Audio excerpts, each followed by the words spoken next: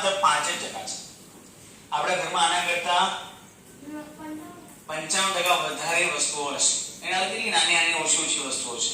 જેમ અહીંયા દવાનું એક પડીકું છે. આપણા ઘરમાં કેટલા પડીકાઓ હશે? અહીંયા એક મસાલાનો એક પેકેટ છે. આપણા ઘરમાં કેટલા પેકેટ હશે? અહીંયા જેમાં ક્રીમ પેસ્ટ લગાવવાનો હોય તો દરેકના રૂમમાં અલગ અલગ આટલા તો પેસ્ટ હોય છે. તો પછી આ રસોડાના કેટલા બધા સાધનો હોય છે. પછી આપણે કાચ સાફ કરવાનું ને ફિનાઇલ ને આ ફિનાઇલ ને બધું કેટલું બધું અલગ અલગ હોય છે. શેમ્પૂ લોકોના ઘરે એક બોટલ ની બે 3 બોટલો પડી હોય છે અલગ અલગ કંપનીની, કે સોમવારે આનાથી વાળ ધોવાનું, મંગળવારે આનાથી ધોવાનું. પછી જે જમવા માટેના આપણે અલગ અલગ શ્રીખંડ ને મઠ બધું લાવીએ, આઈસ્ક્રીમ એ કેટલું બધું હોય. આપણે સ્ટેશનરીનો જે સામાન છે એ સ્ટેશનરીનો સામાન કેટલો બધો હોય. આપણો સ્પોર્ટ્સનો કેટલો બધો સામાન હોય. પછી શરીરને લૂછવા માટેનો કેટલો બધો સામાન હોય. જેમાં આ ગાર્નિયરનો છે, આ વાળ કરવાનો સામાન છે. પછી કેટલા બધા પ્રકારના પાવડર આપણે ઘરે ધડાધડ આમ લાઈનમાં એક કરતા ઊંચા એક બીજો ઊંચો પાવડર પડ્યો હોય. વાસણ ઘસવાના સાબુ આમ રેકેટમાં પડ્યા અલગ અલગ. પછી શેમ્પૂ, અરે માથામાં લગાવવાનું તેલ, એ કેટલા પ્રકારના તેલ દર વર્ષે આપણે બદલતા હોઈએ. આ બધું આપણે ઘરે કેટલું વધારે હોય છે. મૂળ આપણું ઘર છે ને એક એપિસેન્ટર છે.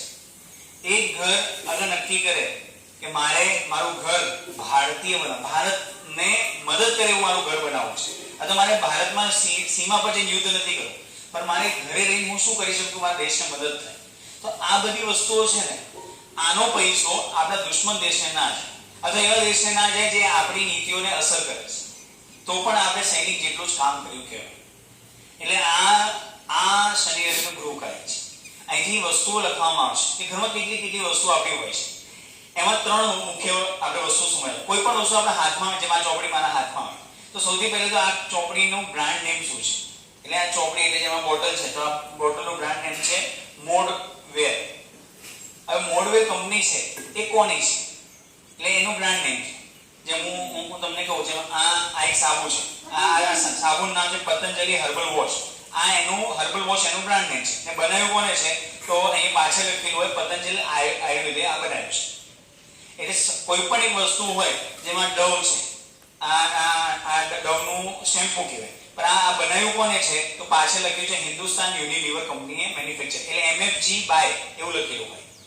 એટલે એક વસ્તુ આપણે સમજવાની હોય બ્રાન્ડ નેમ, કે ડવ આપણો એટલે ડવ છે ને એ બ્રાન્ડનું નામ છે, એ કંપનીનું નામ નથી. કંપનીનું નામ શું છે, તો હિન્દુસ્તાન યુનિલિવર એ પાછળ લખેલું છે. એ હિન્દુસ્તાન યુનિલિવર બનાવ્યું છે, એને આ બ્રાન્ડ નેમથી બનાવ્યું છે.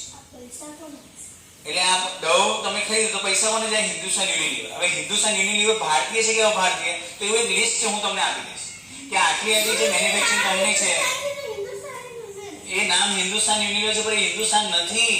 આ જ માયાજાળ છે, આમાંથી જ બચવાનું છે. એ એવા જ નામ રાખશે કે ભારત પેટ્રોલિયમ, પણ ભારતનું કંઈ ના હોય ઘણી વાર.